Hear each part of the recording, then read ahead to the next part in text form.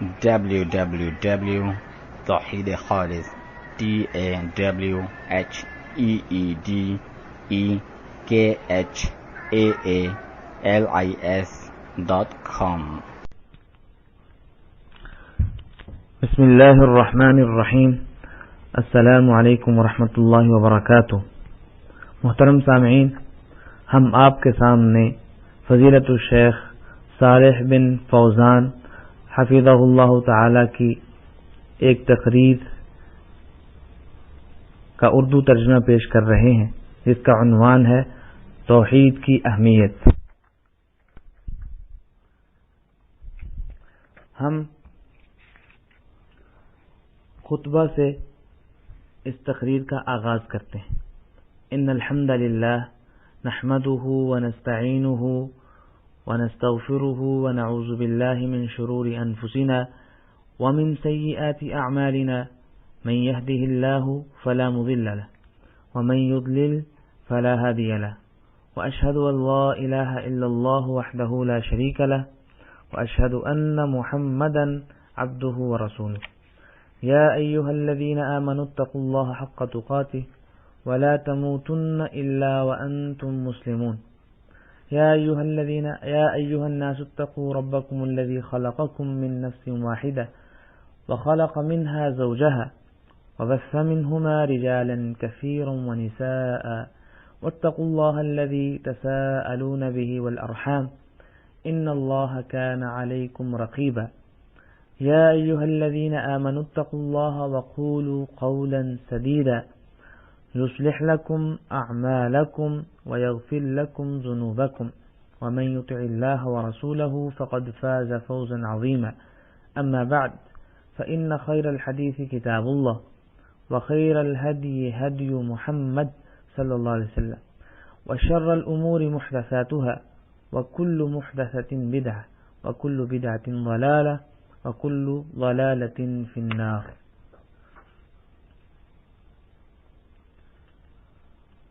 یہ ایسا موضوع نہیں کہ جس کا فائدہ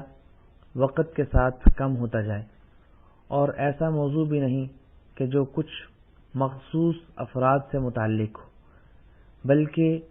یہ تو ایسا موضوع ہے کہ جس کی معرفت ہر مسلم پر واجب ہے، یعنی توحید کی اہمیت اور اسلام میں اس کا مقام. یہ ایسا موضوع ہے کہ ہمیں ہمیشہ اس سے متعلق بولنا چاہیے اور اس کی وضاحت کرنی چاہیے، کیونکہ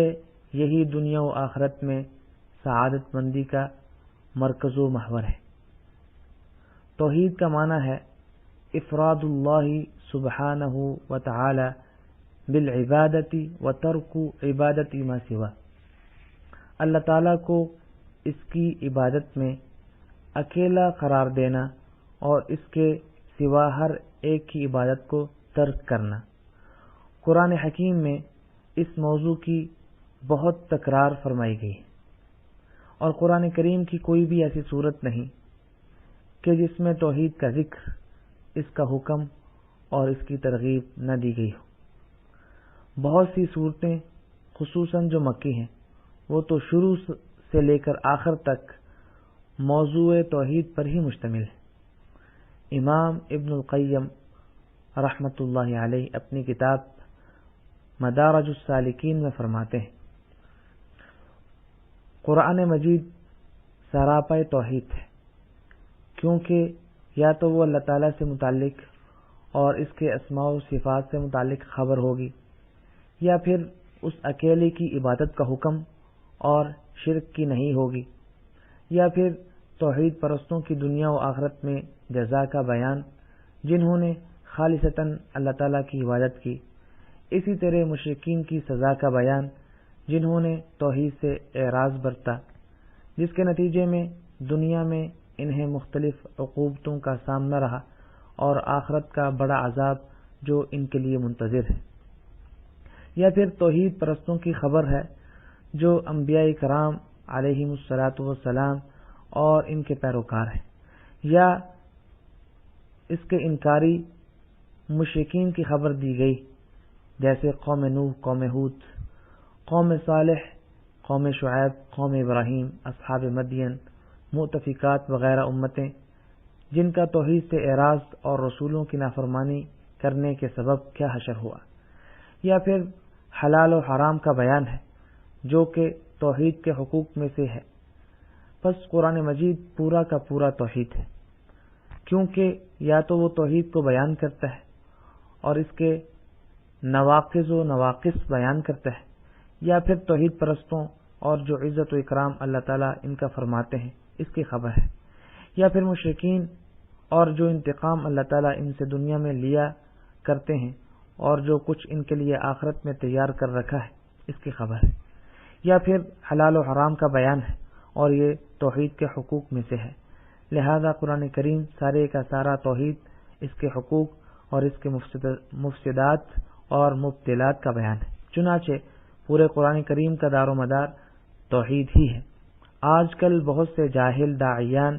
یا تبلیغی لوگ اس توحید کی شان گھٹانے کی مذموم سعی کرتے ہیں اور کہتے ہیں کہ لوگ مسلمان ہیں اور آپ ایک اسلامی ملک میں ہیں، عالم اسلام کو ایسے لوگوں کی قطعاً حاجت نہیں جو توحید پر درس دیں یا مدارس کے سلیبس میں اسے شامل کریں اور توحید کی کتابیں مساجد میں پڑھائی جائیں۔ یہ داعیان دین ہو کر اس قسم کی باتیں کرتے ہیں۔ یہ تو نری جہالت ہے، کیونکہ ایک مسلمان تو دوسروں کی بنسبت زیادہ محتاج ہے کہ وہ توحید کی معرفت حاصل کرے تاکہ اس کے تقاضوں کو پورا کرے، اس پر قائم ہو، اور جو باتیں اس میں خلل پیدا کرتی ہیں یا اسے سرے سے ختم ہی کر دیتی ہیں ان سے دور رہے، جیسے مختلف شرکیات، بدعات و خرافات۔ چنانچہ یہ بات کافی نہیں کہ وہ اسلام کے تقاضوں کو پورے کیے بغیر نام کا مسلمان بنے، اور اسلام کے تقاضے ہرگز بھی پورے نہیں ہو سکتے جب تک وہ اس کی اساس اور اس بنیادی قاعدے جس پر اسلام کی عمارت قائم ہے کی معرفت حاصل نہ کر لے، اور وہ اساس و بنیادی قاعدہ توحید ہے۔ کیونکہ اگر لوگ توحید، مسائل شرک و امور جاہلیت سے جاہل ہوں گے تو وہ لامحالہ خواہ جانتے ہوئے یا انجانے میں شرک میں واقع ہو جائیں گے، اور بإن صورت عقیدہ توحید کی کڑیاں ٹوٹ جائیں گی، جیسا کہ امیر المؤمنین عمر بن خطاب رضی اللہ تعالی عنہ نے فرمایا: انما تنقض عرى الاسلام عروة اذا نشأ في الاسلام من لا يعرف الجاہلیہ۔ اسلام کی کڑیاں یکے بعد دیگرے ٹوٹتی رہیں گی یہاں تک کہ ایسے مسلمان بھی پیدا ہوں گے جو جاہلیت کو نہیں جانتے ہوں گے۔ پس کیا تمام مسلمان امور عقیدہ اور توحید کو جانتے ہیں؟ اگر آپ کہیں کہ علماء کرام یہ جانتے ہیں تو بھی علماء کرام تو بہت قلیل تعداد میں ہیں، اور ان میں بھی جو صحیح معنوں میں حقیقی علماء ہیں وہ تو اس سے بھی قلیل تر ہے۔ اسی طرح جوں زمانہ گزرتا جائے گا حقیقی علماء کرام کی تعداد میں کمی آتی رہے گی، اور نام نہاد خود ساختہ علماء، بے علم و عمل، قراء اور جاہل لیڈروں کی کثرت ہوگی، جیسا کہ رسول اللہ صلی اللہ علیہ وسلم نے فرمایا: ان اللہ لا يقبض هذا العلم انتزاعا ينتزعه من صدور الرجال ولكن يقبض هذا العلم بموت العلماء حتى إذا لم يبق عالما اتخذ الناس رؤوسا جهالا فأفتوا بغير علم فضلوا وأضلوا۔ اللہ تعالیٰ اس علم کو اس طرح سے نہیں اٹھائیں گے کہ اسے لوگوں کے دلوں سے محو کرتے، بلکہ اس علم کو علماء کرام کی موت کے ذریعے اٹھایا جائے گا، یہاں تک کہ جب علماء کرام باقی نہ رہیں گے تو لوگ اپنا بڑا جاہلوں کو بنا لیں گے جو انہیں بغیر علم کے فتویٰ دیں گے، نتیجتاً خود بھی گمراہ ہوں گے اور دوسروں کو بھی گمراہ کریں گے۔ اس کے علاوہ ایک اور حدیث میں ہے کہ آخری دور میں حقیقی علماء کرام قلیل تعداد میں ہوں گے جبکہ محض قراء کثرت سے ہوں گے۔ ایک اور اثر میں ہے کہ آخری زمانے میں خطباء کثیر تعداد میں ہوں گے جبکہ فقہاء کرام قلیل ہوں گے۔ اس سے یہ معلوم ہوا کہ ہمیں چاہیے کہ ہم توحید کی جانب خصوصی توجہ دیں اور بدرجہ اتم اہتمام فرمائیں، اس طرح کہ اس کی تعلیم دیں، اس پر تقاریر کریں، اس بارے میں کانفرنسیں یا مجالس منعقد کریں، اس کے لیے میڈیا پر پروگرام مرتب کریں، اخبارات و میگزین میں اس پر لکھیں، اور اس توحید کی طرف کھل کر دعوت دیں، خواہ کوئی خوش ہو یا ناراض، کیونکہ یہی ہمارے دین کی اساس اور عقیدے کی بنیاد ہے، اور ہم سب سے زیادہ اس بات کے محتاج ہیں کہ اس کا تعارف حاصل کریں اور اس کی تعلیم دیں اور لوگوں کو بیان کریں۔ اس مملکت سعودی عرب، جس کی اللہ تعالیٰ نے دعوت توحید کے ذریعے حفاظت فرمائی، کے علاوہ پورے عالم اسلام میں شرک کے مظاہر قبروں پر مزارات کی صورت میں عام ہیں، جن کے بارے میں آپ سنتے رہتے ہوں، بلکہ جنہوں نے آپ میں سے ان ممالک کا سفر کیا ہو تو وہ خود مشاہدہ بھی کیا ہوگا۔ ان لوگوں کے یہاں دین ہی شرک، مردوں کی عبادت قبروں سے تقرب حاصل کرنے کا نام ہے، اور جو ایسا نہ کرے وہ الٹا ان کے نزدیک مسلمان نہیں، کیونکہ ان کے زعم میں، جیسا کہ وہ اکثر کہتے رہتے ہیں، کہ ایسا شخص اولیاء کرام کی شان میں گستاخی کرتا ہے، اور انتہائی افسوس کی بات ہے کہ وہ ایسے داعیان اور تبلیغی حضرات بھی موجود ہیں جو ان ممالک میں دعوت توحید کا اہتمام نہیں کرتے، بلکہ وہ لوگوں کو محض اچھے اخلاق اپنانے، زناکاری اور شراب نوشی کو ترک کرنے کی دعوت دیتے ہیں، جو کہ بلا شبہ کبیرہ گناہوں میں سے ہیں۔ لیکن سوچنا چاہیے کہ اگر یہ لوگ زناکاری اور شراب نوشی چھوڑ دیں اور اپنے اخلاق اچھے کر لیں اور سود کھانا بند کر دیں، پھر بھی انہیں کبیرہ گناہوں کو چھوڑنے والا تصور نہیں کیا جائے گا جب تک کہ وہ شرک کو نہیں چھوڑتے، بلکہ اس سے بھی آگے، جو شخص خواہ خود شرک نہیں بھی کرتا لیکن اس کا انکار بھی نہیں کرتا، اور نہ ہی اس توحید کی طرف دعوت دیتا ہے، اور نہ ہی مشرکین سے برات کا اظہار کرتا ہے، تو وہ انہی جیسا ہے۔ اسی لیے تو اللہ تعالیٰ نے اپنے نبی صلی اللہ علیہ وسلم کو حکم ارشاد فرمایا کہ آپ فرما دیجیے وَمَا أَنَا مِنَ الْمُشْرِكِينَ، اور میں مشرکوں میں سے نہیں ہوں۔ اس آیت میں مشرکین سے برات کا اظہار ہے۔ بس ایک توحید پرست مسلمان کے لیے لازم ہے کہ وہ مشرکین سے برات کا اظہار کرے، اور اس کے لیے یہ جائز نہیں کہ وہ خاموش رہے، حالانکہ شرک اس کے وطن میں پھل پھول رہا ہو، مزارات قائم ہوں، قبروں کا طواف جاری و ساری ہو، تو کسی بھی شخص کے لیے جو اللہ تعالیٰ اور یوم آخرت پر ایمان رکھتا ہے، جائز نہیں کہ وہ اس خطرناک وبائی بیماری پر خاموشی اختیار کرے جو پوری امت کی ہلاکت کا سبب ہے، اور یہ کہے کہ نہیں، میں تو لوگوں کو حسن اخلاق و کردار اور شراب و زنا کو چھوڑنے کی طرف ہی دعوت دوں گا، حالانکہ ان امور کا کیا فائدہ جب اساس اور بنیاد ہی موجود نہ ہو۔ کیا جب آپ کوئی عمارت تعمیر کرتے ہیں تو سب سے زیادہ اہمیت اس کی بنیاد اور ستونوں کو نہیں دیتے تاکہ وہ عمارت صحیح طور پر استوار ہو؟ ورنہ اگر آپ بنیاد و ستونوں کی پرواہ کیے بغیر خواہ کتنا ہی عمارت کو مضبوط کرتے جائیں، اس کے گرنے کا قوی امکان ہے، جو خود آپ کے لیے اور جو کوئی اس میں داخل ہو اس کے لیے خطرے کا باعث ہوگی۔ اسی طرح دین کا معاملہ ہے، اگر وہ صحیح عقیدے و اساس اللہ تعالیٰ کی توحید اور شرک سے اسے پاک قرار دینے اور ساتھ ہی مشرکین سے بیزاری پر قائم نہ ہو تو ایسا دین اپنے ماننے والوں کو کوئی فائدہ نہیں پہنچا سکتا، کیونکہ یہ دین نہ اصل اساس پر قائم ہے اور نہ ہی صحیح سالم ستونوں پر استوار ہے۔ نبی اکرم صلی اللہ علیہ وسلم بعثت کے بعد 13 سال مکہ مکرمہ میں لوگوں کو توحید کی دعوت دیتے رہے اور یہ فرماتے رہے، قولوا لا الہ الا اللہ تفلحوا، لوگو لا الہ الا اللہ، اللہ کے سوا کوئی معبود نہیں ہے، کہو فلاح پا جاؤ گے۔ اس طرح توحید کی طرف بلاتے رہے۔ اسی طرح مکی صورتوں پر غور کریں تو وہ تمام کی تمام عقیدہ توحید اور عقیدے کی بنیادوں کو بیان کرتی ہیں۔ پھر جب اس کے بعد توحید اچھی طرح راسخ اور عقیدہ قائم ہو گیا تو باقی ماندہ شریعت اسلام نازل ہوئی۔ نماز اور زکوٰۃ کا حکم مدینہ نبویہ میں نازل ہوا۔ نماز تو نبی اکرم صلی اللہ علیہ وسلم پر اسراء و معراج والی رات ہجرت سے کچھ ماہ قبل مکہ مکرمہ میں فرض کی گئی، بعد اس کے کہ توحید راسخ ہو چکی تھی اور عقیدہ بنیاد پکڑ چکا تھا۔ پھر اس کے بعد زکوٰۃ فرض ہوئی، پھر روزے، پھر حج، پھر اس طرح باقی اسلامی احکامات۔ جو بات اس کو بالکل جلی طور پر واضح کرتی ہے وہ یہ کہ رسول اللہ صلی اللہ علیہ وسلم نے جب معاذ رضی اللہ تعالی عنہ کو یمن کی جانب دعوت کی غرض سے روانہ فرمایا تو ان کے لیے منہج دعوت کا پورا خاکہ کھینچتے ہوئے فرمایا انک تأتی قوما من اہل الکتاب فلیکن اول ما تدعوهم الیہ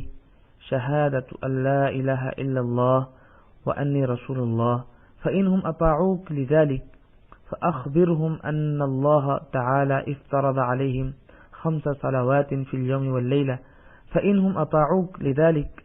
فأعلمهم أن الله افترض عليهم صدقة تؤخذ من أغنيائهم وترد إلى فقرائهم. تم ایک اہل کتاب قوم کی طرف جا رہے ہو تو چاہیے کہ جس چیز کی طرف سب سے پہلے تم انہیں دعوت دو وہ لا الہ الا اللہ اور محمد الرسول اللہ کی گواہی ہو. پھر اگر وہ تمہاری یہ بات مان لیں تو انہیں بتانا کہ اللہ تعالیٰ نے ان پر شب و روز میں 5 نمازیں فرض فرمائی ہیں، اور اگر وہ یہ بھی مان لیں تو انہیں بتانا کہ اللہ تعالیٰ نے ان پر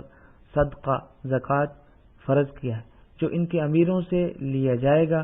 اور انہی کے فقیروں میں تقسیم کر دیا جائے گا.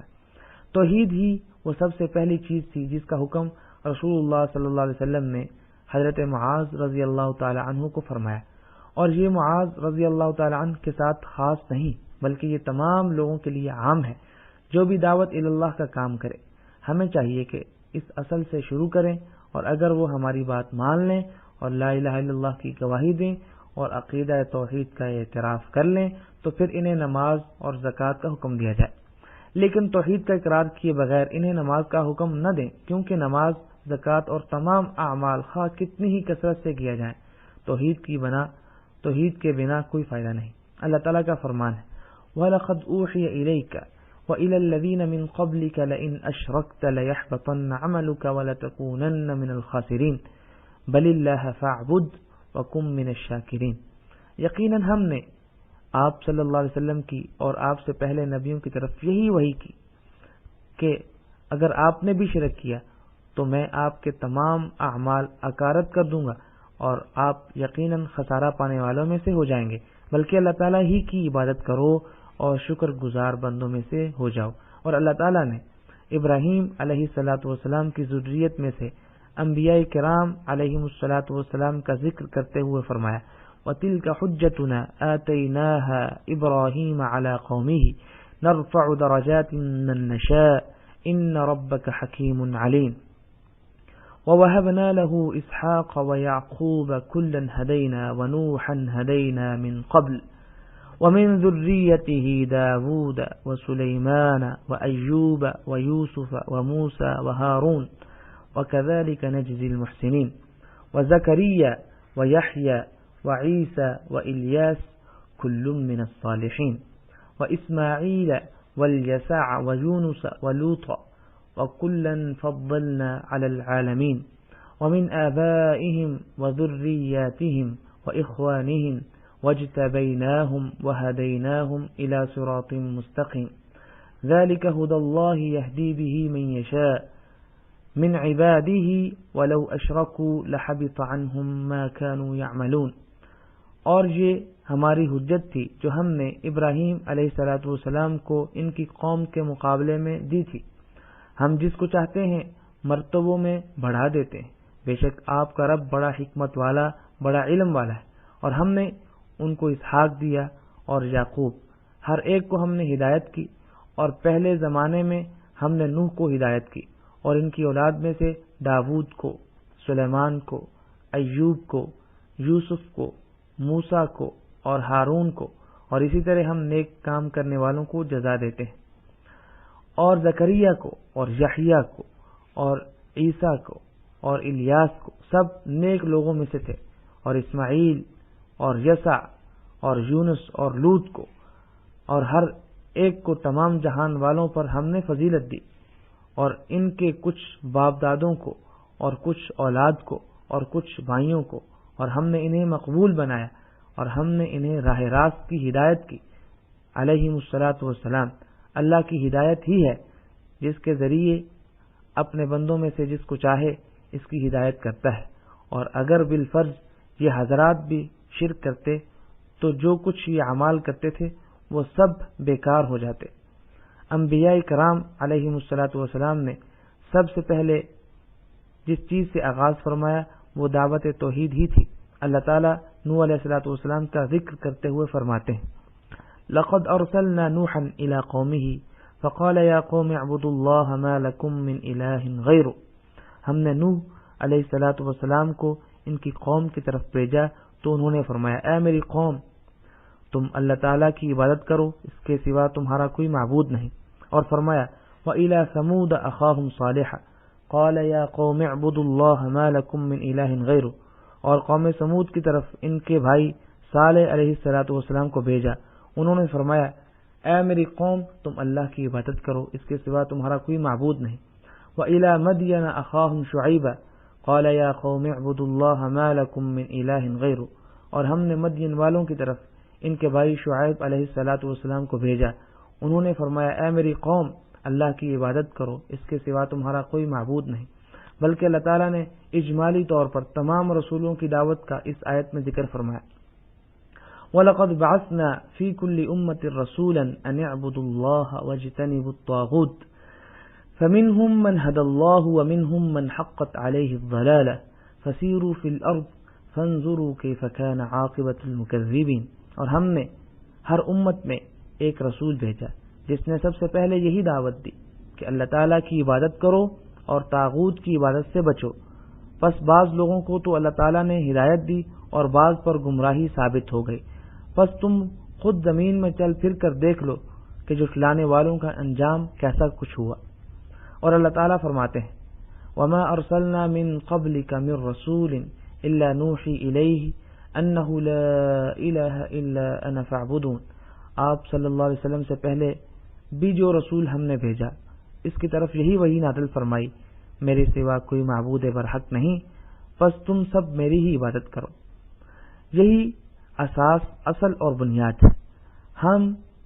کس طرح اس سے لاپرواہی اور غفلت برت کر ان لوگوں کو غلط کہتے ہیں جو اس کی طرف دعوت دیں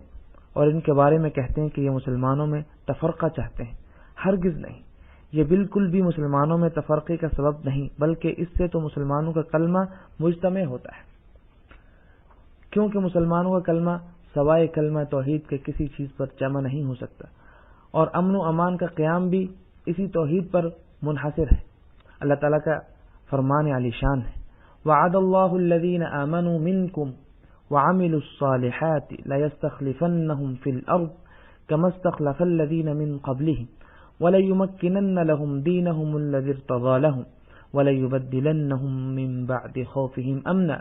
يَعْبُدُونَنِي لَا يُشْرِكُونَ بِي شَيْئًا وَمَنْ كَفَرَ بَعْدَ ذَلِكَ فَأُولَٰئِكَ هُمُ الْفَاسِقُونَ۔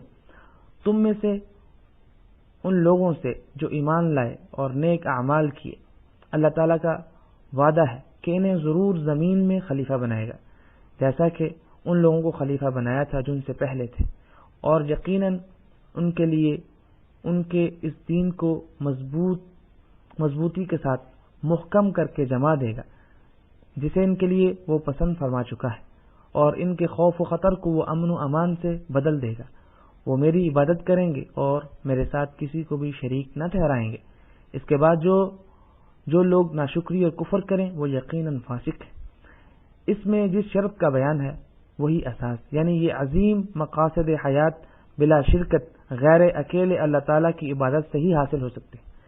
فرمایا یعبدوننی لا یشرکون بی شیئا، وہ میری عبادت کریں گے اور میرے ساتھ کسی کو بھی شریک نہ ٹھہرائیں گے۔ اس کلمہ توحید کو اپنائے بنا نہ امت کا کلمہ مجتمع ہو سکتا ہے اور نہ ہی اس کی بنیادیں درست ہو سکتی ہیں۔ اس امت کی بنیاد صحیح عقیدہ توحید پر ہی استوار ہو سکتی ہے۔ لیکن اگر امت میں شرک داخل ہو جائے اور بدعات و خرافات پھیل جائیں اور آپ انہیں یہ کہتے ہوئے ایسے ہی چھوڑ دیں کہ لوگ آزاد ہیں، چاہیں جو مرضی عقیدہ رکھیں، انہیں متنفر نہ کرو، بلکہ میں کہتا ہوں اس کی وجہ سے ہی اختلاف و تفرقہ ہوتا ہے اور شیطان کو مسلمانوں کی صفوں میں گھسنے کا موقع ملتا ہے اور ان کی جماعت کا پارا پارا کر دیتا ہے، جیسا کہ ہمارے موجودہ حالات اس بات پر شاہد ہیں۔ میں آپ کے سامنے ایک مثال بیان کرتا ہوں، خود اس مملکت سعودی عرب کی۔ یہ مملکت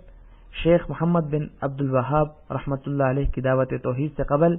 انتہائی تفرقے کا شکار تھی۔ ہر بستی کا اپنا ایک امیر، حاکم اور حکومت تھی۔ ہر بستی یا ریاست دوسری ریاست کے درپے تھی اور سب باہم دست و گریباں تھے، بلکہ تاریخ یہ بتاتی ہے کہ یہ بستی والے آپس میں قتال تک کرتے تھے، لوٹ مار قتل و غارت کا بازار گرم تھا۔ پھر جب اللہ تعالیٰ نے اس نیک اور کامیاب مرد مجاہد کے ہاتھوں یہ بابرکت دعوت اس وطن میں عام فرمائی تو تمام کی تمام ریاستیں متحد ہو گئیں اور سب ایک ہی قیادت کے زیر سایہ آ گئیں، اور ان کا اپنا ایک وطن معرض وجود میں آیا جو خالص دین اور توحید پر قائم تھا، الحمدللہ اب تک ہے۔ یہ اس لیے چونکہ یہ توحید کی اساس پر قائم ہوا، مگر اس توحید کی اساس سے قبل یہی ملک متفرق تھا اور یہی لوگ شجر و حجر سے تبرک حاصل کیا کرتے تھے اور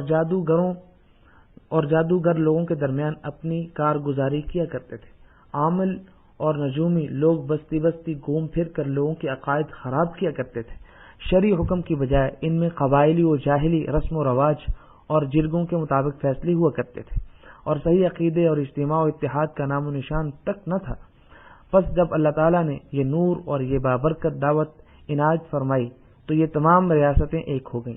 اور عوام کو اطمینان نصیب ہوا، حدود الہی، عمل بالمعروف اور نہی عن المنکر کا نفاذ ہوا اور سب مسلمان آپس میں بھائی بھائی بن گئے۔ یہ اس صحیح اور درست عقیدہ توحید کی برکت سے سب کچھ ہوا۔ اسی طرح رسول اللہ صلی اللہ علیہ وسلم کی بعثت سے قبل عرب کی جو حالت تھی، لوگ متفرق اور پھوٹ کا شکار تھے، خون خرابہ، قتل و غارت اور قبائلی تعصب چار سو پھیلا ہوا تھا۔ پھر جب رسول اللہ صلی اللہ علیہ وسلم ان میں مبعوث ہوئے اور انہیں توحید کی جانب دعوت دی اور انہوں نے اللہ تعالیٰ اور اس کے رسول صلی اللہ علیہ وسلم کی دعوت پر لبیک کہا تو سب متحد ہو گئے اور اس زمین پر ایک سپر پاور بن کر ملکوں اور قوموں کے سردار بن گئے۔ انہی کا ذکر کرتے ہوئے اللہ تعالیٰ نے ارشاد فرمایا، وَاذْكُرُوا نِعْمَةَ اللَّهِ عَلَيْكُمْ إِذْ كُنْتُمْ أَعْدَاءً فَأَلَّفَ بَيْنَ قُلُوبِكُمْ فَأَصْبَحْتُمْ بِنِعْمَتِهِ إِخْوَانًا وَكُنْتُمْ عَلَى شَفَا حُفْرَةٍ مِّنَ النَّارِ فَأَنْقَذَكُم مِّنْهَا كَذَلِكَ يُبَيِّنُ اللَّهُ لَكُمْ آيَاتِهِ لَعَلَّكُمْ تَهْتَدُونَ۔ اور اللہ تعالیٰ کی اس وقت کی نعمت کو یاد کرو جب تم ایک دوسرے کے دشمن تھے تو اس کی مہربانی سے بھائی بھائی ہو گئے اور تم آگ کے گڑھے کے کنارے تک پہنچ چکے تھے تو اس نے تمہیں بچا لیا۔ اللہ تعالیٰ اسی طرح تمہارے لیے اپنی نشانیاں بیان کرتا ہے تاکہ تم ہدایت پاؤ۔ اللہ تعالیٰ نے رسول اللہ صلی اللہ علیہ وسلم کی دعوت سے قبل ان کی حالت بیان فرمائی، پھر اس حالت کا ذکر فرمایا جو ان کی دعوت کے بعد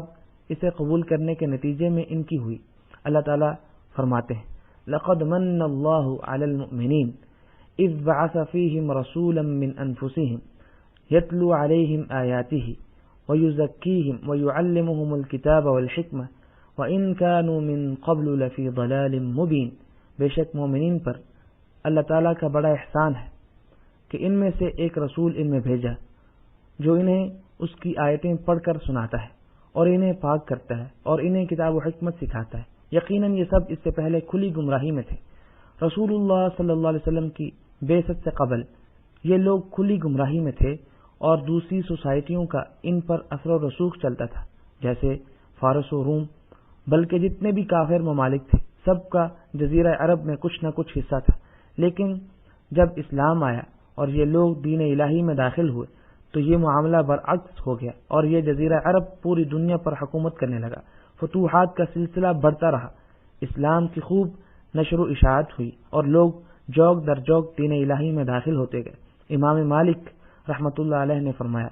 لا يصلح آخر هذه الامة الا بما صلح اولها۔ اس امت کے آخری حصے کی اصلاح بھی اسی طور پر ہو سکتی ہے جس سے اس کے پہلے حصے کی اصلاح ہوئی تھی۔ پس اگر یہ امت آج اتفاق و اتحاد، قوت و طاقت، محبت و مودت چاہتی ہے تو اس کی اصلاح اسی طور پر ہو سکتی ہے جس طرح اس کے پہلے لوگوں کی ہوئی تھی۔ لہذا جس چیز نے ان کے پہلے حصے کی اصلاح کی تھی وہ توحید تھی، اسی لیے اس کے آخری یا موجودہ حصے کی اصلاح بھی توحید اور کلمہ توحید لا الہ الا اللہ محمد الرسول اللہ پر مجتمع ہونے ہی سے ممکن ہے۔ یہی وہ چیز ہے جو امت کو متحد رکھ سکتی ہے، یعنی صحیح عقیدہ اور عمل صالح۔ اللہ تعالیٰ کا فرمان ہے، هو الذی ارسل رسولہ بالہدی ودین الحق لیظہرہ علی الدین کلہ وکفی باللہ شہیدا وہی اللہ ہے جس نے اپنے رسول کو ہدایت اور دین حق کے ساتھ بھیجا تاکہ اسے ہر دین پر غالب کر دے، اور اللہ تعالیٰ کافی ہے گواہی دینے والا۔ یہاں الہدا سے مراد علم ہے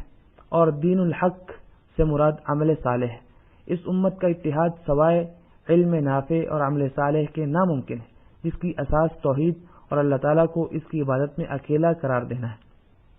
توحید یہ نہیں جیسا کہ بعض جاہل و گمراہ لوگ کہتے ہیں کہ توحید یہ ہے کہ اللہ تعالیٰ کے وجود کا اقرار کیا جائے، یا اس بات کا اقرار کیا جائے کہ اللہ تعالیٰ ہی خالق، رازق، محیی اور ممیت ہے۔ یہ توحید تو ہے، مگر جو توحید مطلوب ہے وہ یہ نہیں۔ ایسی توحید جو یہ لوگ بیان کرتے ہیں، اس کا اقرار تو مشرکوں نے بھی کیا تھا، لیکن محض اس کے اقرار نے انہیں اسلام میں داخل نہیں کیا۔ اللہ تعالیٰ فرماتے ہیں وَلَئِن سَأَلْتَهُمْ مَنْ خَلَقَ السَّمَاوَاتِ وَالْأَرْضِ لَيَقُولُنَّ اللَّهُ، اگر آپ ان سے دریافت کریں کہ آسمان و زمین کا خالق کون ہے تو یہ ضرور جواب دیں گے کہ اللہ تعالیٰ ہے۔ قُلْ مَن يَرْزُقُكُم مِّنَ السَّمَاءِ وَالْأَرْضِ أَم مَّن يَمْلِكُ السَّمْعَ وَالْأَبْصَارَ وَمَن يُخْرِجُ الْحَيَّ مِنَ الْمَيِّتِ وَيُخْرِجُ الْمَيِّتَ مِنَ الْحَيِّ وَمَن يُدَبِّرُ الْأَمْرَ فَسَيَقُولُونَ اللَّهُ، آپ کہیں وہ کون ہے جو تم کو آسمان و زمین سے رزق پہنچاتا ہے، یا وہ کون ہے جو کانوں اور آنکھوں پر پورا اختیار رکھتا ہے، اور وہ کون ہے جو زندہ کو مردہ سے نکالتا ہے اور مردہ کو زندہ سے نکالتا ہے، اور وہ کون ہے جو تمام کاموں کی تدبیر کرتا ہے، تو وہ مشرکین ضرور یہی کہیں گے کہ اللہ تعالیٰ۔ قُل لِّمَنِ الْأَرْضُ وَمَن فِيهَا إِن كُنتُمْ تَعْلَمُونَ سَيَقُولُونَ لِلَّهِ، آپ اگر ان سے پوچھیں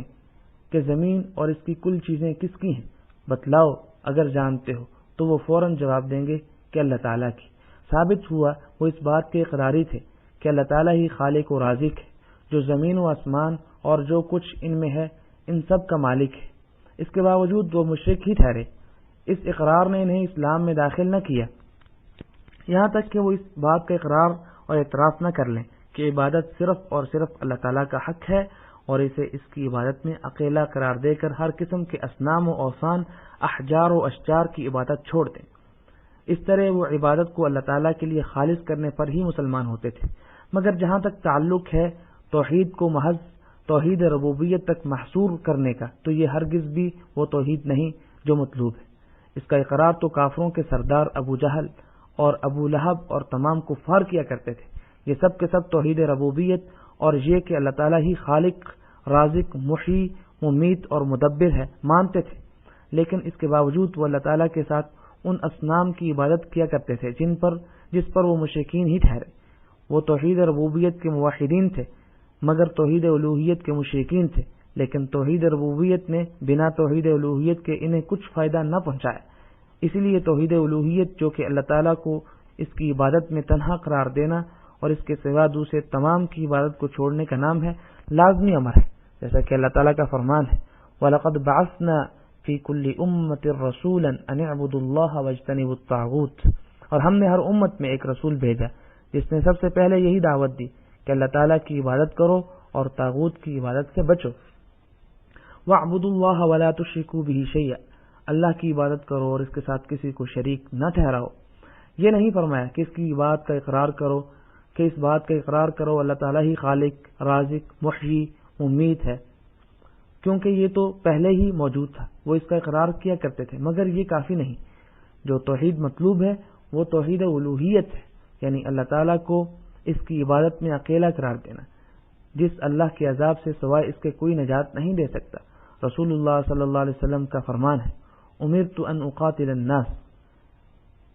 حتى يقولوا لا الہ الا اللہ فاذا قالوها عصموا مني دماءهم واموالهم الا بحقها، مجھے حکم دیا گیا ہے کہ میں ان لوگوں سے جو اس بات کا اقرار کرتے تھے کہ اللہ تعالیٰ ہی خالق، رازق، محیی، ممیت ہے، اس وقت تک قتال کروں یہاں تک کہ وہ لا الہ الا اللہ کا اقرار نہ کر لیں، اور جب وہ اس بات کا اقرار کر لیں تو انہیں اپنی جان اور اپنا مال مجھ سے محفوظ کر لیے، الا یہ کہ جان و مال لینے کا کوئی شرعی حق بنتا ہو، جیسے اسلامی حدود۔ مشرکین اس بات کے اقراری تھے کہ اللہ تعالیٰ ہی خالق، رازق اور مدبر ہے، اور اس بات کا بھی اعتراف کیا کرتے تھے کہ جن معبودوں کی وہ عبادت کرتے ہیں وہ نہ پیدا کر سکتے ہیں، نہ رزق دے سکتے ہیں، اور نہ ہی کسی چیز کی خود سے تدبیر کر سکتے ہیں، بلکہ انہوں نے ان شریکوں کو اپنے غمان میں اپنے اور اللہ کے درمیان بطور وسیلہ سفارشی و شفاعت کرنے والا بنایا ہوا تھا۔ پس اس توحید ربوبیت کا اقرار کرنے کے باوجود جب رسول اللہ صلی اللہ علیہ وسلم نے ان سے فرمایا کہ لا الہ الا اللہ کا اقرار کرو تو انہوں نے کہا اجعل الآلہۃ الہا واحدا ان هذا لشیء عجاب وانطلق الملأ منهم ان امشوا واصبروا على آلهتكم ان هذا لشيء يراد ما سمعنا بهذا في الملة الآخرة ان هذا الا اختلاق أأنزل عليه الذكر من بيننا بل هم في شك من ذكري بل لما يذوقوا عذاب۔ کیا اس نے اتنے سارے معبودوں کا ایک ہی معبود کر دیا؟ واقعی یہ بہت ہی عجیب بات ہے۔ ان کے سردار یہ کہتے ہوئے چلے کہ چلو جی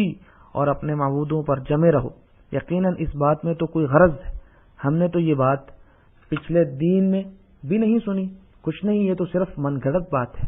کیا ہم سب میں سے اسی پر کلام الہی نازل کیا گیا؟ دراصل یہ لوگ میری وحی کی طرف سے شک میں ہیں، بلکہ صحیح بات تو یہ ہے کہ انہوں نے اب تک میرا عذاب چکھا ہی نہیں، یعنی یہ جھوٹ ہے۔ رسول اللہ صلی اللہ علیہ وسلم پر یہ تہمت لگائی جب آپ نے انہیں توحید الوہیت کی جانب دعوت دی، اور اللہ تعالیٰ نے ایک دوسری آیت میں ارشاد فرمایا انہم کانوا اذا قیل لهم لا الہ الا اللہ یستکبرون۔ یہ وہ لوگ ہیں کہ جب ان سے کہا جاتا تھا لا الہ الا اللہ، اللہ کے سوا کوئی معبود حقیقی نہیں، تو یہ تکبر و سرکشی کرتے تھے اور کہتے تھے وَيَقُولُونَ أَإِنَّا لَتَارِكُو آلِهَتِنَا لِشَاعِرٍ مَجْنُونٍ بَلْ جَاءَ بِالْحَقِّ وَصَدَّقَ الْمُرْسَلِينَ، اور کہتے تھے کیا ہم اپنے معبودوں کو ایک دیوانے شاعر کی بات پر چھوڑ دیں؟ نہیں نہیں، بلکہ نبی تو حق سچا دین لائے ہیں اور سب رسولوں کی تصدیق کرتے ہیں۔ تمام انبیاء و مرسلین علیہم الصلاۃ والسلام لا الہ الا اللہ کی طرف ہی دعوت دیتے تھے، اور ان میں سے سب سے آخری پیغمبر، ان کے امام اور سب سے افضل جناب محمد رسول اللہ صلی اللہ علیہ وسلم نے ان سب کی تصدیق فرمائی اور خود بھی توحید ہی کی جانب دعوت دی۔ فرمایا بلکہ نبی تو حق سچا دین لائے ہیں اور سب رسولوں کی تصدیق کرتے ہیں۔ ان رسولوں کی تصدیق فرمائی جو آپ صلی اللہ علیہ وسلم سے پہلے ہو گزرے تھے، اور ان سب نے بھی توحید اور ایک اللہ کی بلا شرکت غیر عبادت کی طرف دعوت دی۔ اگر لا الہ الا اللہ کا معنی اللہ تعالیٰ کو خالق اور رازق ماننا ہوتا تو کبھی بھی ان سے لا الہ الا اللہ، اللہ تعالیٰ کے سوا کوئی معبود حقیقی نہیں، کہنے کا مطالبہ نہ کیا جاتا۔ لہذا یہ اس بات کی دلیل ہے کہ یہ الوہیت اس ربوبیت کے علاوہ ہے۔ لازم ہے کہ اللہ تعالیٰ کو اس کی عبادت میں اکیلا تصور کیا جائے۔ اللہ تعالیٰ کا فرمان ہے یا ایھا الناس اعبدوا ربکم الذی خلقکم والذین من قبلکم لعلکم تتقون الذی جعل لکم الارض فراشا والسماء بناء وانزل من السماء ماء فأخرج به من الثمرات رزقا لكم فلا تجعلوا لله اندادا وانتم تعلمون۔ اے لوگو، عبادت کرو اپنے اس رب کی جس نے تمہیں اور تم سے پہلے لوگوں کو پیدا فرمایا، کیونکہ وہ اس بات کے اقراری تھے کہ اللہ تعالیٰ ہی نے انہیں پیدا فرمایا تاکہ تمہیں تقوی حاصل ہو، جس نے تمہارے لیے زمین کو فرش بنایا اور آسمان کو چھت بنایا اور آسمان سے پانی برسایا، جس کے ذریعے سے اس نے تمہارے رزق کے لیے پھل فروٹ نکالے، پھر تم اللہ تعالیٰ کے لیے برابر والے مقرر نہ کرو، حالانکہ تم جانتے ہو۔ تم لوگوں کو اللہ تعالیٰ کی عبادت میں شریک نہ بناؤ، حالانکہ تم یہ جانتے ہو کہ اللہ تعالیٰ کے سوا کوئی خالق و رازق نہیں، اور تم اس بات کا اقرار بھی کرتے ہو کہ تمہارے یہ معبودات کچھ پیدا نہیں کرتے اور نہ ہی رزق ادا کرتے ہیں۔ چنانچہ اللہ تعالیٰ نے اس بات کے ذریعے جس کے وہ اقراری تھے ان پر حجت قائم کی کہ اس بات پر جس کے وہ منکر تھے، یعنی توحید الوہیت۔ پس توحید الوہیت ہی سعادت یا شقاوت کے درمیان اصل فرق ہے، جسے مکمل طور پر اپنانا، اس کی طرف دعوت دینا اور لوگوں کے سامنے اسے کھول کر بیان کرنا واجب ہے۔ جو شخص لا الہ الا اللہ کہتا تو ہے مگر ساتھ ہی قبروں، شجر و حجر کی بھی عبادت کرتا ہے، اور عبادت میں سے کسی چیز کے ذریعے اولیاء، صالحین، جن و فرشتوں کا تقرب حاصل کرنا چاہتا ہے، تو ایسا شخص اللہ تعالیٰ کے ساتھ شرک اور کفر کرنے والا ہے، جسے توحید کی جانب دعوت دینا واجب ہے۔ اگر مان لے تو صحیح، وگرنہ اسے قتل کر دیا جائے گا۔ اللہ تعالیٰ کا فرمان ہے وَقَاتِلُوهُمْ حتى لا تكون فتنة ويكون الدين كله لله فإن انتهوا فإن الله بما يعملون بصير وإن تولوا فاعلموا أن الله مولاكم نعم المولى ونعم النصير. تم ان سے اس وقت تک لڑتے رہو یہاں تک کہ فساد عقیدہ باقی نہ رہے اور دین سارے کا سارا اللہ تعالیٰ ہی کا ہو جائے. پھر اگر یہ باز آ جائیں تو اللہ تعالیٰ ان کے اعمال کو خوب جانتا ہے، اور اگر روگردانی کرے تو یقین رکھیں کہ اللہ تعالیٰ تمہارا کارساز ہے اور وہ بہت اچھا کارساز ہے اور بہت اچھا مددگار ہے. فرمایا وقاتلوہم حتی لا تکون فتنہ، اور تم ان سے اس وقت تک لڑو یہاں تک کہ فساد عقیدہ باقی نہ رہے، یعنی شرک باقی نہ رہے. وَيَكُونَ الدِّينُ كُلُّهُ لِلَّهِ، اور دین سارے کا سارا اللہ ہی کے لیے ہو جائے. جس میں سے کوئی چیز بھی کسی قبر، بت، ولی، فرشتے، جن یا انسان کے لیے نہ ہو، یعنی دین سارے کا سارا خالص اللہ تعالیٰ کے لیے ہو جائے. اور دین عبادت کا نام ہے، نماز، روزہ، دعا، خوف، امید، نظر، رغبت، رہبت، ذبح وغیرہ. پس جو دین کو تقسیم کرتا ہے اللہ اور کسی کے غیر کے درمیان، جیسے قبر یا ولی کے لیے بعض عبادات کرتا ہے، تو ایسا شخص اللہ کے ساتھ شرک و کفر کرنے والا ہے. اللہ تعالیٰ حدیث قدسی میں فرماتے ہیں انا اغنى الشركاء عن الشرك من عمل عملا اشرك فيه غيري تركته وشركه، میں تمام شریکوں سے زیادہ شرک سے مستغنی ہوں. جس کسی نے کوئی عمل کیا اور اس میں میرے ساتھ کسی کو شریک کیا تو میں اسے اور اس کے شرک کو چھوڑ دیتا ہوں. اور ایک روایت میں ہے فانا منه بريء وهو للذي اشرك، تو میں اس سے بری ہوں اور وہ عمل اس کے لیے ہے جسے انہوں نے میرا شریک ٹھہرایا. پس اللہ عز و جل ایسا عمل ہرگز بھی قبول نہیں فرماتے جس میں شرک کی ملاوٹ ہو. وہ تو محض خالصتاً لوجہ اللہ عمل ہی کو شرف قبولیت سے سرفراز فرماتے ہیں. اور اس کے ساتھ ساتھ شرک اور مشرکین سے برات بھی ضروری ہے. اللہ تعالیٰ فرماتے ہیں ان ابراہیم کان امۃ قانتا للہ حنیفا ولم یک من المشرکین، بے شک ابراہیم علیہ السلام پیشوا تھے اور اللہ کے فرما بردار اور یک طرفہ مخلص تھے اور مشرکوں میں سے نہیں تھے. وَإِذْ قَالَ إِبْرَاهِيمُ لِأَبِيهِ وَقَوْمِهِ إِنَّنِي بَرَاءٌ مِّمَّا تَعْبُدُونَ إِلَّا الَّذِي فَطَرَنِي فَإِنَّهُ سَيَهْدِينِ، اور جب ابراہیم علیہ الصلاۃ والسلام نے اپنے والد اور اپنی قوم سے فرمایا کہ میں ان چیزوں سے بیزار اور بری ہوں جن کی تم عبادت کرتے ہو بجز اس ذات کے جس نے مجھے پیدا کیا، اور وہی مجھے ہدایت بھی فرمائے گا. قد كانت لكم اسوة حسنة في ابراہیم والذین معه اذ قالوا لقومهم انا براء منكم ومما تعبدون من دون الله كفرنا بكم وبدا بيننا وبينكم العداوة والبغضاء ابدا حتى تؤمنوا بالله. مسلمانوں تمہارے لیے ابراہیم علیہ الصلوۃ والسلام میں اور ان کے ساتھیوں میں بہترین نمونہ ہے، جبکہ ان سب نے اپنی قوم سے برملا کہہ دیا کہ ہم تم سے اور جن جن کی تم اللہ کے سوا عبادت کرتے ہو ان سب سے بالکل بیزار ہیں. ہم تمہارے عقائد کے منکر ہیں، جب تک تم اللہ کی وحدانیت پر ایمان نہ لاؤ تم میں ہمیشہ کے لیے بغض و عداوت ظاہر ہو گئی. یہی ہے اصل دین اور ملت ابراہیمی، جس کی اتباع کے بغیر کوئی راہ نجات نہیں اور نہ ہی جنت میں کسی کا داخلہ ممکن ہے. لہذا عقیدہ اور توحید کا معاملہ بہت عظیم ترین معاملہ ہے. اسی لیے یہود و نصارہ کے کافروں کو توحید کی جانب دعوت دی جائے گی. اسی طرح مسلمانوں میں سے جو ایسے مرتدین جو لا الہ الا اللہ پڑھ کر اسلام میں داخل تو ہوئے مگر پھر الٹے پھر گئے اور قبر و مزار والوں کو پکارنے لگے، اس قسم کے لوگوں پر ہم ارتداد کا حکم لگائیں گے اور انہیں توحید کی طرف اور نئے سرے سے دین کی جانب رجوع کرنے کی دعوت دیں گے. اگر وہ توبہ کر لیں تو صحیح، وگرنہ انہیں قتل کر دیا جائے گا.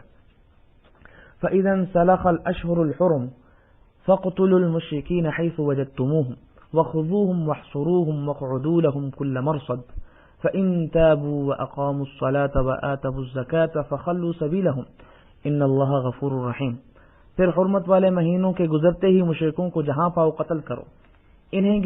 گرفتار کرو، ان کا محاصرہ کر لو، ان کی طاق میں ہر گھاٹی میں جا بیٹھو. ہاں اگر وہ توبہ کر لیں اور نماز کے پابند ہو جائیں اور زکوٰۃ ادا کرنے لگیں تو تم ان کی راہیں چھوڑ دو، یقیناً اللہ تعالیٰ بخشنے والا مہربان ہے. ایک اور آیت میں فرمایا فَإِن تَابُوا وَأَقَامُوا الصَّلَاةَ وَآتَوُا الزَّكَاةَ فَإِخْوَانُكُمْ فِي الدِّينِ اب بھی اگر یہ لوگ توبہ کر لیں اور نماز کے پابند ہو جائیں اور زکوٰۃ دیتے رہیں تو تمہارے دینی بھائی ہیں، پس کافر و مشرک کو اسلام کی جانب دعوت دی جائے گی۔ اسی طرح مسلمانوں میں سے جو مرتد ہیں انہیں بھی توبہ اور صحیح دینی عقیدے میں جس خلل کے وہ مرتکب ہوئے اس کی تصحیح کرنے کی اور انہیں عبادت میں اخلاص اور قبروں کی عبادت اور اولیاء صالحین کا تقرب حاصل کرنے کے لیے مختلف عبادتیں کرنے سے توبہ کی اور کلمہ توحید جسے انہوں نے پڑھا اسے صحیح معنوں میں اپنانے کی دعوت دی جائے گی۔ اس کے علاوہ توحید پرست مسلمانوں کو بھی جن سے کسی قسم کا شرک صادر نہیں ہوا انہیں بھی صحیح توحید بیان کرنی چاہیے تاکہ وہ کہیں اس میں غلطی نہ کر جائیں اور ان کے سامنے عقیدے کو کھول کر بیان کیا جائے۔ خصوصاً مسلمانوں کی اولاد، عوام اور ابتدائی تعلیموں کو، اسی طرح گمراہ علماء کو بھی ان کے علم و عقیدے کی تصحیح کی دعوت دی جائے گی، جیسا کہ یہود بھی علماء تھے لیکن وہ علماء سو تھے۔ رسول اللہ صلی اللہ علیہ وسلم نے معاذ رضی اللہ تعالی عنہ سے فرمایا انک تأتی قوما من اہل الکتاب فلیکن اول ما تدعوهم الیہ شہادت ان لا الہ الا اللہ، تم ایک اہل کتاب قوم یعنی علماء کی طرف جا رہے ہو تو چاہیے جس چیز کی طرف تم سب سے پہلے انہیں دعوت دو وہ لا الہ الا اللہ کی شہادت ہو۔ اہل علم اور اہل دین کو لا الہ الا اللہ کی شہادت کی طرف دعوت دی جا رہی ہے، حالانکہ وہ بھی اس بات کے دعوے دار تھے کہ ہم دین پر قائم ہیں، لیکن دین کی طرف محض انتساب کافی نہیں۔ اللہ تعالیٰ فرماتے ہیں قاتلوا الذین لا یؤمنون باللہ ولا بالیوم الآخر ولا يحرمون ما حرم اللہ ورسولہ ولا يدینون دین الحق من الذین اوتوا الکتاب حتی یعطوا الجزیۃ عن ید وهم صاغرون،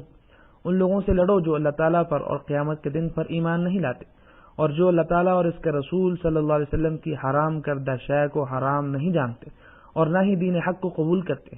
ان لوگوں میں سے جنہیں کتاب دی گئی یعنی اہل کتاب، یہاں تک کہ وہ ذلیل و خوار ہو کر اپنے ہاتھ سے جزیہ ادا کریں۔ پس علم سے انحراف کرنے والے کو توحید کی طرف دعوت دی جائے گی اگرچہ وہ عالم ہی کیوں نہ ہو، پس اگر وہ مان لیتا ہے تو بہتر، وگرنہ اسے قتل کر دیا جائے گا۔ اگر وہ اکیلا ہو اور اگر پوری جماعت ہو تو ان سے قتال کیا جائے گا یہاں تک کہ دین تمام کا تمام اللہ ہی کے لیے ہو جائے۔ چنانچہ ثابت یہ ہوا کہ توحید کا معنی ہے افراد اللہ بالعبادہ و ترک عبادت ما سوا، اللہ تعالیٰ کو اس کی عبادت میں اکیلا جاننا اور اس کے علاوہ ہر ایک کی عبادت کو ترک کر دینا۔ اسی بات کی لوگوں کو وضاحت کی جائے گی اور عبادت کا صحیح معنی بتایا جائے گا۔ عبادت کی تعریف یہ ہے اسم جامع لكل ما يحبه الله ويرضاه من الاعمال والاقوال الظاهرة والباطنة، عبادت ایک ایسا جامع اسم ہے جو ہر اس ظاہر و باطن قول و عمل کو شامل ہے جسے اللہ تعالیٰ پسند کرتا ہے اور اس سے راضی ہوتا ہے۔ پس عبادت قلبی دلی بھی ہو سکتی ہے جیسے خوف، خشیت، امید، رغبت، توکل، انابت، اخلاص، یہ سب قلبی اعمال ہیں۔ یہ عبادت قلبیہ دلی عبادت کہلاتی ہے۔ اور عبادت قولی بھی ہو سکتی ہے جیسے اللہ تعالیٰ کا ذکر، تسبیح، تکبیر، تحلیل، تحمید، یہ ایسی عبادات ہیں جن میں زبان حرکت کرتی ہے۔ اور عبادت اعضاء و جوارح سے بھی ہوتی ہے جیسے نماز، روزہ، حج، جہاد فی سبیل اللہ، زکوٰۃ نکالنا، صلہ رحمی کرنا اور عمل بالمعروف نہی عن المنکر کرنا۔ پس یہ ساری عبادت اللہ تعالیٰ نے ہی مشروع فرمائی اور واجب ہے کہ ان سب کا اس اکیلے کو حقدار سمجھا جائے اور اس میں اس کے لیے ایسا اخلاص ہو جس میں شرک کا شائبہ تک نہ ہو۔ اللہ تعالیٰ کا فرمان ہے قل انما انا بشر مثلکم یوحى الی انما الہکم الہ واحد فمن كان يرجو لقاء ربه فليعمل عملا صالحا ولا يشرك بعبادة ربه احدا۔ اے نبی صلی اللہ علیہ وسلم آپ فرمائیں کہ نہیں ہوں میں مگر تم جیسا ایک بشر ہی، میری طرف وحی کی جاتی ہے کہ نہیں ہے تمہارا کوئی معبود سوائے اس واحد ذات اللہ تعالیٰ کے، پس جسے اپنے رب سے ملنے کا یقین ہو تو اسے چاہیے کہ وہ عمل صالح کرے اور اپنے رب کی عبادت میں کسی کو بھی شریک نہ کرے۔ اللہ تعالیٰ نے یہی کہنے پر اختصار نہیں فرمایا کہ فلیعمل عملا صالحا، تو اسے چاہیے کہ وہ عمل صالح کرے، بلکہ ساتھ ہی فرمایا ولا یشرک، شرک نہ کرے، کیونکہ عمل صالح میں اگر شرک داخل ہو جائے تو وہ باطل ہو جاتا ہے، اگرچہ وہ کتنا ہی اچھا و نیک عمل کیوں نہ ہو۔ اسے شرک کی ملاوٹ فاسد و باطل کر دیتی ہے۔ عمل دو شرائط کے سوا قبول نہیں ہوتا۔ پہلی شرط اللہ تعالیٰ کے لیے اخلاص، دوسری شرط رسول اللہ صلی اللہ علیہ وسلم کی متابعت، یہ اللہ تعالیٰ کے اس فرمان میں وارد ہوا ہے وَقَالُوا لَن يَدْخُلَ الْجَنَّةَ إِلَّا مَنْ كَانَ هُودًا أَوْ نَصَارَى تِلْكَ أَمَانِيُّهُمْ قُلْ هَاتُوا بُرْهَانَكُمْ إِن كُنتُمْ صَادِقِينَ بَلَى مَنْ أَسْلَمَ وَجْهَهُ لِلَّهِ وَهُوَ مُحْسِنٌ فَلَهُ أَجْرُهُ عِندَ رَبِّهِ وَلَا خَوْفٌ عَلَيْهِمْ وَلَا هُمْ يَحْزَنُونَ۔ وہ اہل کتاب کہتے ہیں کہ جنت میں سوائے یہود و نصارہ کے کوئی داخل نہیں ہوگا، یہ تو ان کی نری خواہشات ہیں۔ کہو کہ اپنی دلیل لاؤ اگر تم سچے ہو۔ کیوں نہیں، یقیناً جس نے خلوص کے ساتھ اپنے آپ کو اللہ تعالیٰ کے آگے جھکا دیا، بے شک اسے اس کا رب پورا بدلہ دے گا۔ اس پر نہ تو کوئی خوف ہوگا اور نہ ہی غم اور نہ ہی اداسی۔ اللہ تعالیٰ کا فرمان من اسلم وجہہ، جس نے اپنا چہرہ اللہ تعالیٰ کے لیے جھکا دیا، یہ اخلاص ہے، یعنی عمل میں اخلاص کا مطلب ہے کہ اس میں شرک کی ذرا بھی آمیزش نہ ہو، نہ شرک اکبر کی اور نہ ہی شرک اصغر کی۔ اور یہ فرمانا وہو محسن، وہ احسان کرنے والا ہو، یہ دوسری شرط ہے، کیونکہ احسان مطابقت رسول صلی اللہ علیہ وسلم کا نام ہے۔ چنانچہ ہر وہ عمل جس میں مذکورہ دو شرائط نہ پائی جائیں وہ باطل ہے، یعنی عمل میں اگر شرک کی آمیزش ہو جائے تو وہ مردود ہے، اسی طرح اگر بدعت کی ملاوٹ ہو جائے تو بھی مردود ہے، کیونکہ رسول اللہ صلی اللہ علیہ وسلم کا ارشاد گرامی ہے من عمل عملا لیس علیہ امرنا فهو رد، جس کسی نے کوئی ایسا عمل کیا جس کا ہم نے حکم نہ دیا ہو وہ مردود ہے۔ ایک دوسری روایت میں ہے من احدث فی امرنا هذا ما لیس منه فهو رد، جس کسی نے ہمارے اس دین میں کوئی نئی بات ایجاد کی جو اس میں نہ تھی وہ مردود ہے۔ پس کتنی ہی انسان کی نیت اور ارادہ اچھا ہو کیوں نہ ہو، اگر وہ عمل رسول اللہ صلی اللہ علیہ وسلم نے مشروع قرار نہیں فرمایا تو وہ بدعت ہے اور کرنے والے کی طرف مردود ہے، اس کے منہ پر مار دی جاتی، اور اس میں سے کوئی چیز بھی شرف قبولیت حاصل نہیں کر پاتی۔ یہی ہے شہادت لا الہ الا اللہ اور محمد الرسول اللہ کا حقیقی مفہوم۔ شہادت ان محمد رسول اللہ کا معنی ہے کہ آپ صلی اللہ علیہ وسلم کی اتباع و اقتداء کی جائے اور آپ نے جس چیز سے منع فرمایا ہے اسے ترک کر دیا جائے، ساتھ ہی آپ صلی اللہ علیہ وسلم کی بتائی ہوئی خبروں کی تصدیق بھی کی جائے۔ اب جو شخص اشہد ان محمد رسول اللہ میں گواہی دیتا ہوں کہ محمد صلی اللہ علیہ وسلم اللہ تعالیٰ کے رسول ہیں تو کہتا ہے، لیکن نہ آپ صلی اللہ علیہ وسلم کی اتباع و پیروی کرتا ہے اور نہ ہی آپ صلی اللہ علیہ وسلم کی لائی ہوئی شریعت کے تابع فرمان ہے، بلکہ بدعات و محدثات پر عمل پیرا ہے، تو ایسے شخص کی یہ شہادت صحیح نہیں۔ لازم ہے کہ اخلاص ہو، اور یہ ہی شہادت اللہ الہ الا اللہ کا حقیقی مفہوم ہے، اور مطابقت ہو، اور یہی شہادت ان محمد رسول اللہ کا حقیقی مفہوم ہے۔ پس شارع تو رسول اللہ صلی اللہ علیہ وسلم ہے، نہ کہ فلاں عالم یا فلاں شیخ۔ علماء اکرام تو خود رسول اللہ صلی اللہ علیہ وسلم کی اتباع و اقتداء فرماتے ہیں۔ البتہ جو طریقہ رسول اللہ صلی اللہ علیہ وسلم سے منحرف ہو تو نہ اس کی پیروی کی جائے گی اور نہ ہی اس کے نقش قدم پر چلا جائے گا، اگرچہ وہ کوئی عالم ہی کیوں نہ ہو، کیونکہ علماء سوء بھی ہوتے ہیں جو لوگوں کو گمراہ کرتے ہیں۔ نبی اکرم صلی اللہ علیہ وسلم کا فرمان ہے انما اخشى علی امتی الائمۃ المضلین، مجھے اپنی امت پر سب سے زیادہ در گمراہ گر علماء کا ہے، کیونکہ رسول اللہ صلی اللہ علیہ وسلم کو اپنی امت پر گمراہ کرنے والے ائمہ کا ڈر ہے، یعنی ائمہ بھی ہیں اور گمراہ گر بھی ہیں۔ وہ اس طرح کے یہ بدعات و خرافات اور محدثات کی طرف لوگوں کو دعوت دیتے ہیں العیاذ باللہ، اور غیر اللہ کی عبادت کی طرف دعوت دیتے ہیں۔ ایسے ہی لوگ علماء میں سے گمراہ گر ائمہ ہیں۔ دین وہی ہے جو نبی کریم صلی اللہ علیہ وسلم لے کر آئے، اور آپ صلی اللہ علیہ وسلم کی موت نہ آئی مگر اس حال میں کہ دین مکمل ہو چکا تھا۔ اب جو کوئی بھی رسول اللہ صلی اللہ علیہ وسلم کے بعد اس میں زیادتی کرنا چاہے گا اور اسے دین باور کرانا چاہے گا تو ہم اسے بدعت ہی کہیں گے۔ اللہ تعالیٰ کا فرمان ہے الیوم اکملت لکم دینکم واتممت علیکم نعمتی ورضیت لکم الاسلام دینا، آج میں نے تمہارے لیے دین کو کامل کر دیا اور تم پر اپنا انعام بھرپور کر دیا، تمہارے لیے اسلام کے دین ہونے پر رضامند ہو گیا۔ یہ آیت نبی صلی اللہ علیہ وسلم پر اس وقت نازل ہوئی جب آپ حجۃ الوداع کے موقع پر عرفہ میں قیام پذیر تھے، جس کے بعد آپ صلی اللہ علیہ وسلم 2 ماہ اور کچھ زائد حیات رہے۔ پھر آپ صلی اللہ علیہ وسلم کی موت اس حال میں ہوئی کہ اللہ تعالیٰ آپ صلی اللہ علیہ وسلم کے ذریعے دین کو مکمل فرما چکے تھے، اسی لیے ہمارے لیے وہی کافی ہے جو آپ صلی اللہ علیہ وسلم لے کر آئے بلا زیادتی و نقصان۔ جس شخص کا یہ عقیدہ ہو تو وہی شخص حقیقی معنوں میں نجات کا طلبگار ہے۔ دوسری جانب جو شخص لوگوں کے لیے کوئی نئی چیز مشروع کرنا چاہتا ہے یا نئی عادات، تقالید اور بدعات ایجاد کرتا ہے تو ایسا شخص گمراہ گر ہے۔ صحابہ اکرام رضی اللہ تعالیٰ عنہ فرماتے ہیں کہ رسول اللہ صلی اللہ علیہ وسلم نے ہمیں ایک عظیم اور بلیغ واعظ فرمایا، ذرفت منها العیون ووجلت منها القلوب قالوا یا رسول اللہ صلی اللہ علیہ وسلم كأنها موعظة مودع فأوصنا قال أوصيكم بتقوى الله والسمع والطاعة وإن تأمر عليكم عبد حبشي فإنه من يعش منكم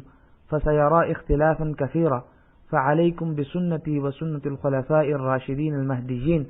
من بعدي تمسكوا بها وعضوا عليها بالنواجذ وإياكم ومحدثات الأمور فإن كل محدثة بدعة وكل بدعة ضلالة وكل ضلالة في النار۔ جس سے آنکھیں اشکبار ہو گئیں اور دل دہل گئے تو ہم نے عرض کیا رسول اللہ ایسا لگتا ہے گویا کہ یہ الوداعی خطبہ ہے، پس آپ ہمیں نصیحت فرمائیں۔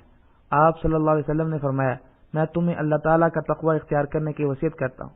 اور سننے اور اطاعت کرنے کی، اگرچہ تمہارے اوپر کوئی غلام ہی حکومت کیوں نہ کرے، کیونکہ تم میں سے جو زیادہ عرصہ زندہ رہے گا تو ان قریب وہ بہت اختلاف پائے گا۔ بس تمہیں چاہیے کہ تم میری سنت کو اور میرے بعد آنے والے ہدایت یافتہ خلفائے راشدین کی سنت کو لازم پکڑنا، اس سے تمسک اختیار کرنا اور اپنے جبڑوں سے اسے مضبوطی سے پکڑے رکھنا اور دین میں نئے نئے کام ایجاد کرنے سے بچنا، کیونکہ دین میں ہر نیا کام بدعت ہے اور ہر بدعت گمراہی ہے اور ہر گمراہی کا ٹھکانہ جہنم کی آگ ہے۔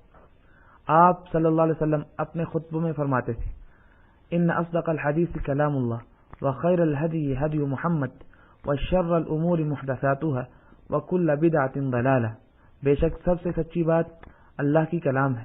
اور سب سے بہترین طریقہ محمد صلی اللہ علیہ وسلم کا طریقہ ہے اور بدترین امور وہ ہیں جو نو ایجاد ہے اور ہر بدعت گمراہی ہے۔ اسی طرح نبی کریم صلی اللہ علیہ وسلم لوگوں کو کتاب اللہ اور اپنی سنت سے تمسک اختیار کرنے کی وصیت فرمایا کرتے تھے اور انہیں بدعات اور محدثات سے خبردار کیا کرتے تھے۔ اللہ تعالیٰ نے ہمارے لیے سورہ فاتحہ نازل فرمائی اور ہمیں نماز کی ہر رکعت میں اس کی قرات کا حکم دیا، جس کے آخر میں یہ دعا ہے صراط الذین انعمت علیہم غیر المغضوب علیہم ولا الضالین، اے اللہ ہمیں صراط مستقیم کی جانب ہدایت فرما، ان لوگوں کی راہ کی طرف جن پر تیرا انعام ہوا، نہ کہ ان کی جن پر تیرا غضب ہوا، اور نہ ہی گمراہوں کی۔ جن پر اللہ تعالیٰ نے انعام فرمایا وہ علم نافع اور عمل صالح کے حامل لوگ ہیں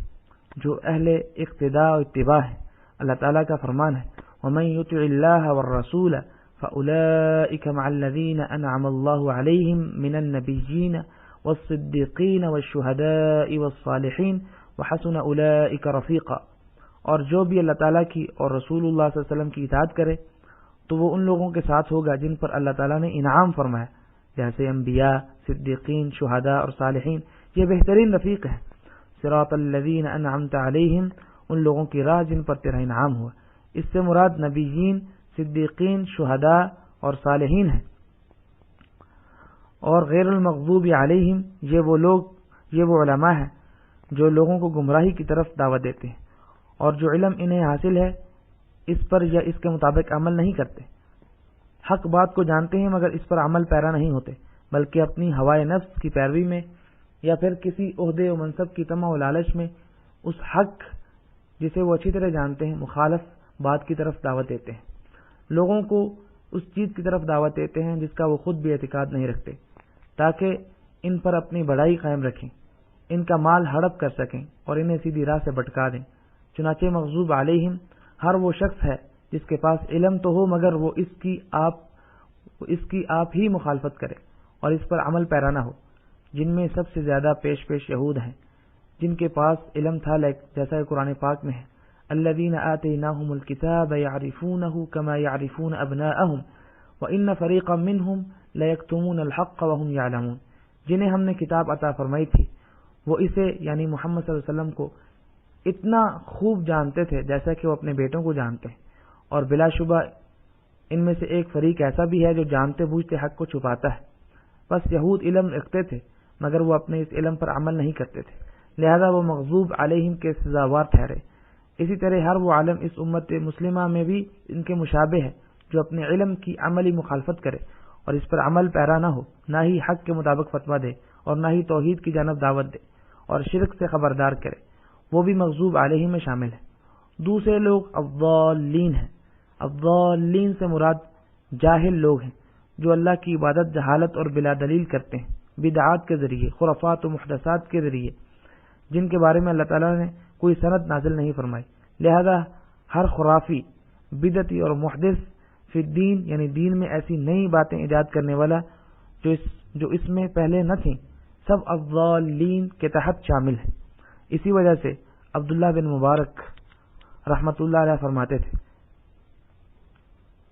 ہمارے علماء میں جو بگڑے جائیں تو اس میں یہود کی مشابہت ہے، اور ہمارے عبادت گزاروں میں جو بگڑ جائیں تو اس میں نصارہ کی مشابہت ہے، اور یہی اس آیت کریمہ کے مصداق ہے،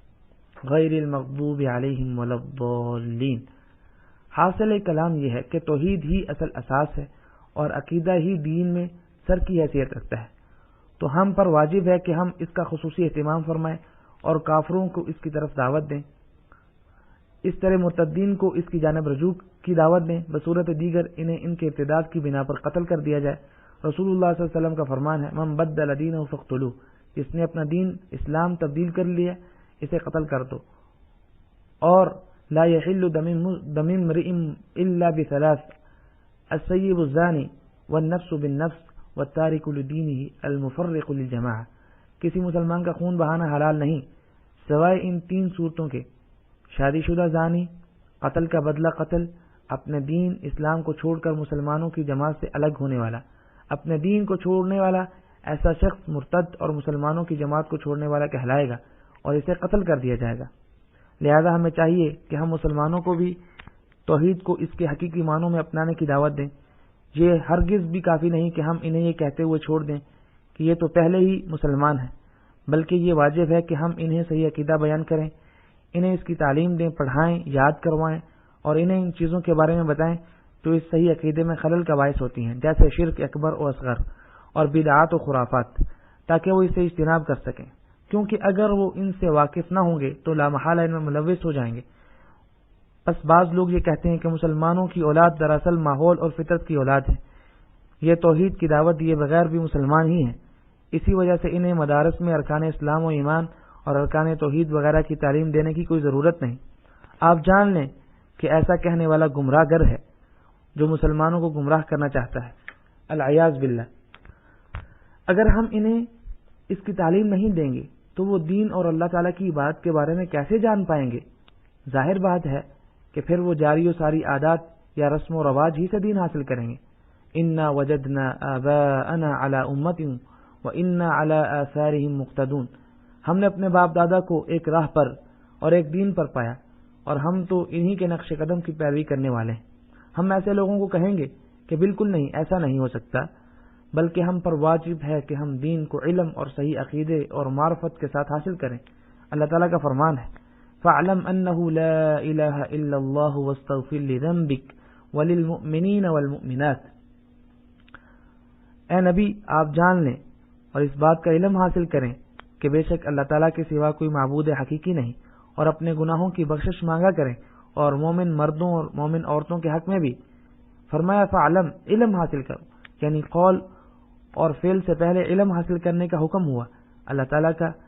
ایک دوسری جگہ فرمان ہے، وَلَا يَمْلِكُ الَّذِينَ يَدْعُونَ مِن دُونِهِ الشَّفَاعَةَ إِلَّا مَن شَهِدَ بِالْحَقِّ وَهُمْ يَعْلَمُونَ، جنہیں یہ لوگ اللہ تعالیٰ کے سوا پکارتے ہیں وہ شفاعت کرنے کا اختیار نہیں رکھتے، ہاں مستحق کے شفاعت وہ ہیں جو حق بات کا اقرار کریں اور انہیں اس کا علم بھی ہو۔ شہیدہ بالحق یعنی لا الہ الا اللہ، اللہ کے سوا کوئی معبود حقیقی نہیں کی گواہی دے، وہم یعلمون یعنی اس کلمے کے معنی مفہوم کو اچھی طرح سمجھتا بھی ہو۔ اب اگر انہیں نہ اس کی تعلیم دی جائے، نہ صحیح عقیدے پر مشتمل کتب پڑھائی جائیں اور نہ ہی انہیں یاد کیا جائے تو وہ اس کی معرفت کیوں کر حاصل کر پائیں گے؟ یہ کافی نہیں کہ اس کے معنی مفہوم کی معرفت،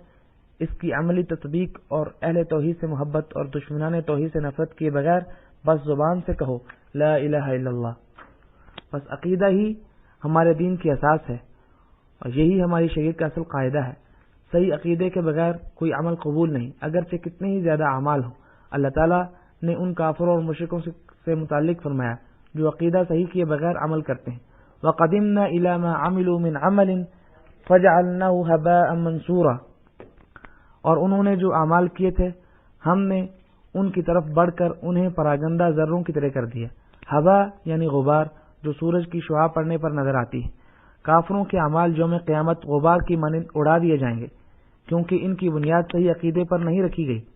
اللہ تعالیٰ فرماتے ہیں والذین کفروا اعمالهم کسراب بقیعۃ یحسبه الظمآن ماء حتى اذا جاءه لم يجده شيئا ووجد الله عنده فوفاه حسابه واللہ سریع الحساب۔ اور کافروں کے اعمال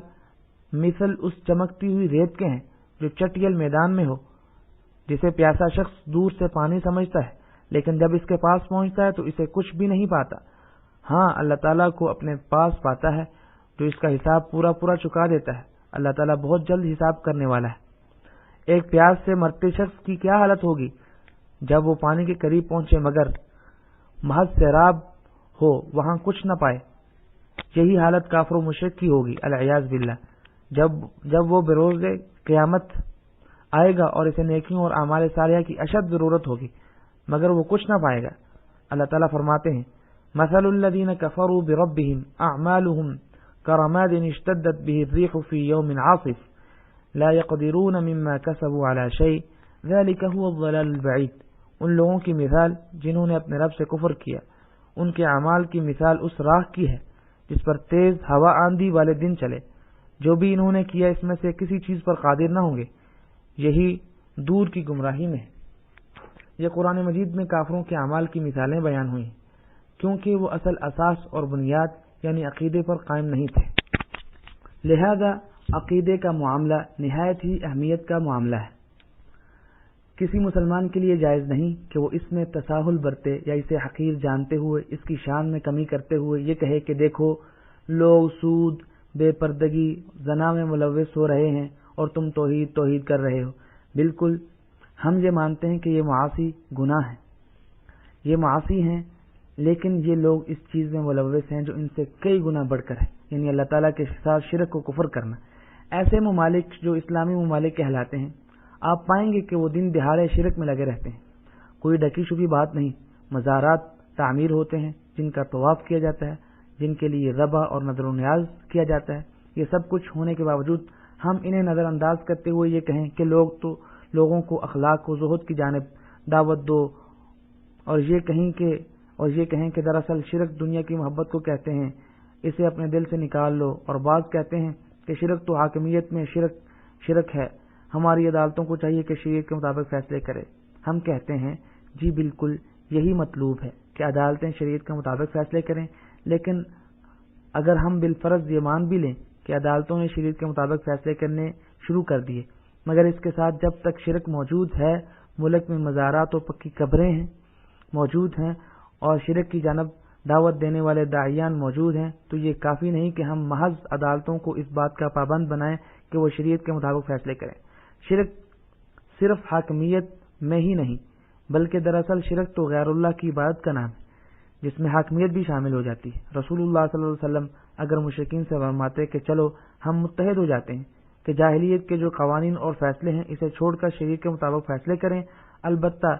ہر کوئی اپنے اپنے دین پر قائم رہے، یہ ہرگز بھی دین نہیں ہو سکتا اور نہ ہی اس سے ملت کو استقامت حاصل ہو سکتی ہے۔ آخری بات یہی ہے کہ ہم سب پر واجب ہے کہ ہم اس اہم ترین معاملے کو جانیں، اس کا خصوصی اہتمام کریں، اس کی تعلیم دیں، سب سے پہلے اپنی اولاد اور اپنے بھائیوں کو اس کی تعلیم دیں، اس کا شوق پیدا کریں۔ اسی طرح مدارس، سکولوں، کالجوں، یونیورسٹیوں، جامعات اور مساجد میں توحید سے بھرپور سلیبس مناہج مقرر کریں، ساتھ ہی اپنے گھروں اور دروس کی اسی پر تعمیر نو کریں۔ یہی صحیح اساس و بنیاد ہے، اور جو کچھ بھی اس کے علاوہ ہے وہ اسی کتابیں اور اس کے مکملات میں ہے۔ اسی لیے ہم تصحیح عقائد اور اس پر خصوصی توجہ دینے، اس کا علم حاصل کرنے، اس کی تعلیم دینے، اس پر کتب اور رسائل تالیف کرنے کی طباعت، نشر و توزیع کرنے پر زور دیتے ہیں۔ پھر جو دیگر دینی اوامر اور شریعت ہے جو اس کے بعد اس کے تابع ہوتی ہے، اللہ تعالیٰ سے دعا ہے کہ ہمیں اور آپ کو حق کی معرفت، اس پر عمل اور اس کی جانب دعوت دینے کی توفیق عنایت فرمائے۔ اعوذ باللہ من الشیطان الرجیم بسم اللہ الرحمن الرحیم والعصر ان الانسان لفی خسر الا الذین آمنوا وعملوا الصالحات وتواصوا بالحق وتواصوا بالصبر۔